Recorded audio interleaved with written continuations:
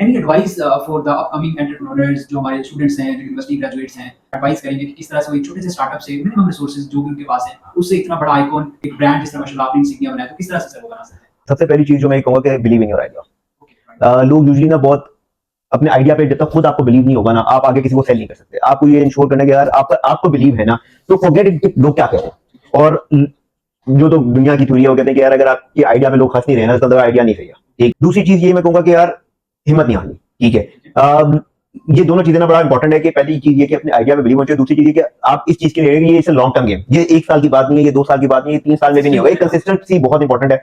अगर आप कंसिस्टेंट हैं अपनी अप्रोच में, अपने विजन को लेके, इसीलिए जब आपको मैं कह रहा हूं कि अगर आपको अपने आइडिया पे बिलीव है ना, तो अगर आप इसमें मेहनत करते रहेंगे तो यू विल अचीव समथिंग। कोई भी कंपनी, कोई भी ऑर्गेनाइजेशन, कोई भी बड़ा आइडिया ओवरनाइट नहीं बनता। तो मेरे सिर्फ 2 ही है कि यार अपने आइडिया पे गिव अप ना करें। ठीक है, उस पर बिलीव रखें, ये उस पर मेहनत करें कि अगर आपको लगता है कि यार इस आइडिया में जाना है तो बिलीव इन इट, एंड उसके ऊपर फिर पूरी मेहनत करें।